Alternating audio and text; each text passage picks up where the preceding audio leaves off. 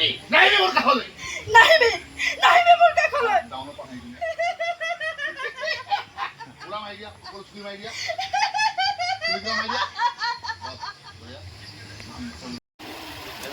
Hello' guys মই আজি গৈ আছোঁ নাহৰকটা চাচনিৰ দীঘলীয়া গাঁৱলৈ আপোনালোকক দেখাবলৈ গৈ আছোঁ অসমৰ এখন ভ্ৰাম্যমান থিয়েটাৰৰ আখৰাৰ কিছু দৃশ্যাংশ আৰু থিয়েটাৰখনৰ নাম হৈছে সূৰ্যোদয় থিয়েটাৰ। এয়া পাইছোঁহি সূৰ্যোদয় থিয়েটাৰৰ আখৰা গৃহ। আপোনালোকে শেষলৈকে ভিডিঅ'টো চাই থাকিব আৰু এই থিয়েটাৰত কোন কোন এক্ট্ৰেছ আছে আৰু কেনেধৰণৰ হ'ব আপোনালোকে অলপ চাব পাৰিব। ভিডিঅ'টি শেষলৈকে চাব বুলি আশা থাকিব।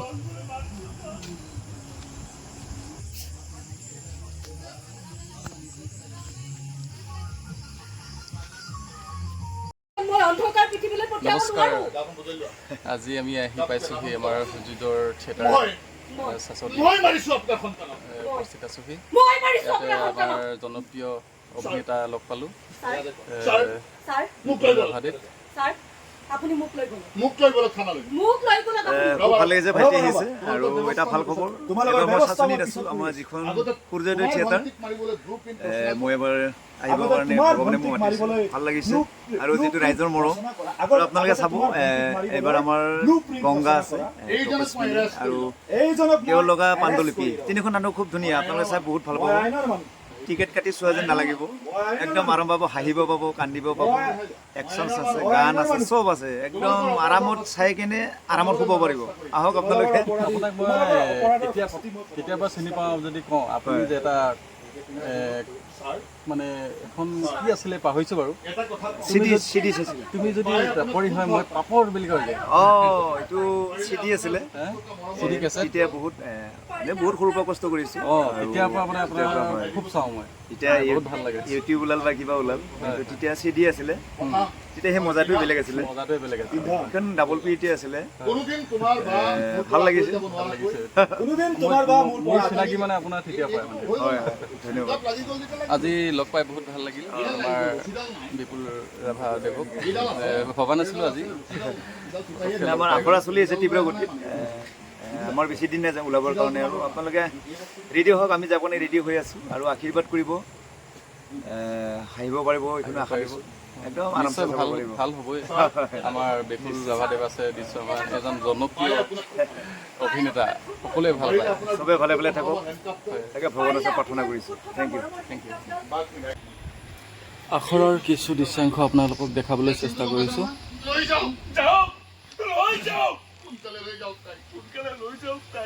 তাইক আৰু ইয়াত বেছি সময় এনেদৰে চাই থাকিলে, হয়তো তাইতকৈ বেছি পাগল মই হ'ম, হয়তো গংগা বা পাগলী হ'ব, হয়তো খুৰা পগলা হ'ব, এগালমান পগলা একেলগে হয়তো চিঞৰিম, খাই পেলাম চবকে। সগুণ হত মাংস খাবলৈ আহিছ। নাহিবি মোৰ কাষলৈ নাহিবি মোৰ কাষলৈ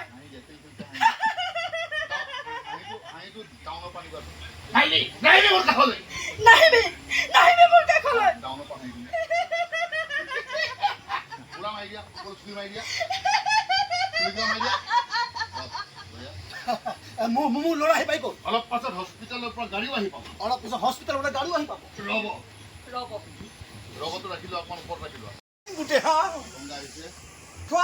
ভিটামিনহে খাব, মোক বুলি ভৰাই দিম, মোক মিলি ভৰাই দিম বাপেকে। হা মই এগিলাচে বেছি খাই দিম। মোক আকৌ কিয় দিছ? তাইক খাওক। নোৱাৰি, অলপ পাছত তুমি তাইতকৈ অসুস্থ হৈ পৰিব পাৰা। খাবতো নোৱাৰি, অলপ পিছত তাতকৈ বেছি অসুস্থ হৈ যাব। কি ক'বলৈ গৈছে? কি ক'বলৈ কৈছো এইবিলাক? নহয় মানে মানুহৰ বডিহে, এই নহয় মানুহৰ বুদ্ধিহে, ষ্টিল বডিটো নহয়, ষ্টিল বুদ্ধিটো নহয়। মা কচম, বিৰাট মিষ্টেক এটা হৈ গ'ল নহয়। শংকৰ কি হ'ল? টোপনি জালত টেবলেট কোনটো গ্লাছত দিলো পাহৰিয়ে গ'লো নহয়। টোপনিৰ জালত কোনটো গ্লাছত টেবলেট দিলো মই গমেই নাপালো নহয়। টেষ্ট কৰি চোৱাচোন।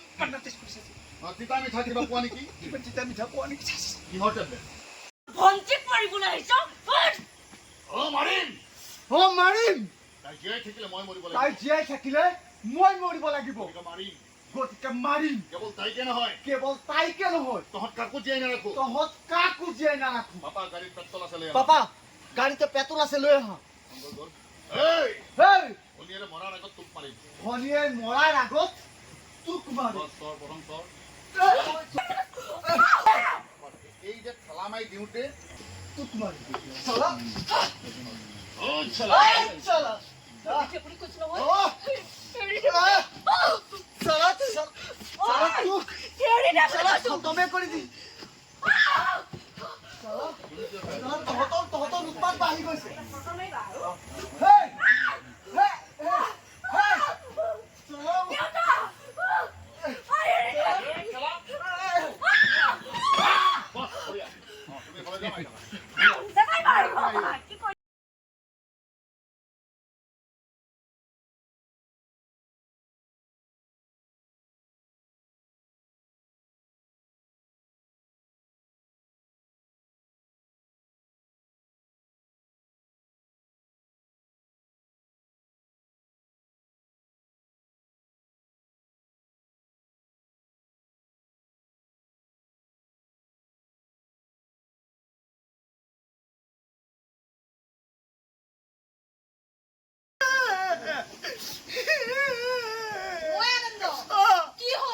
আনন্দ বুলি কবই আছা।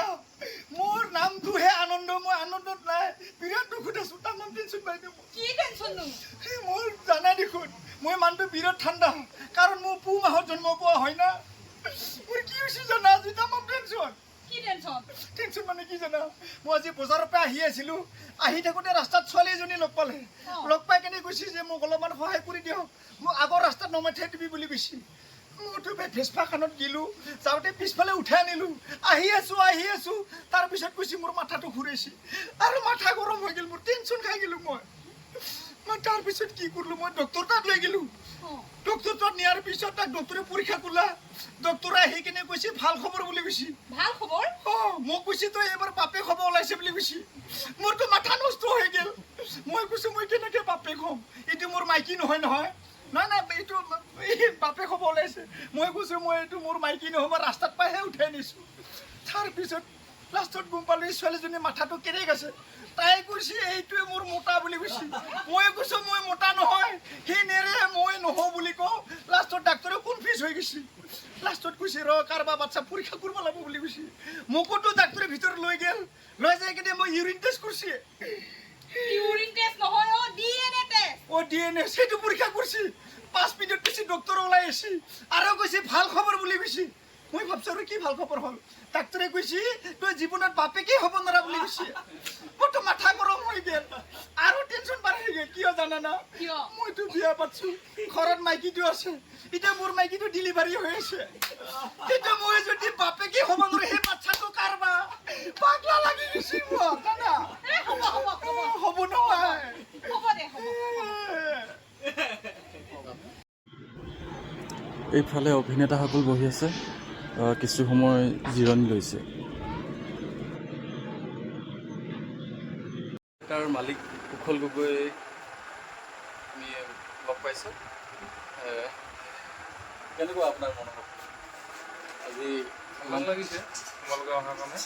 হয়, ঠিকে আছে। আমাৰ চাচনি অঞ্চলত ইমান এটা সুন্দৰ, ইমান ডাঙৰ এটা মানে চিন্তা আপুনি কৰিব কৰাৰ বাবে আপোনাক অশেষ ধন্যবাদ জনাইছোঁ। যাতে ভৱিষ্যতলৈ আপোনাৰ কিবা কল্পনা আছে নেকি?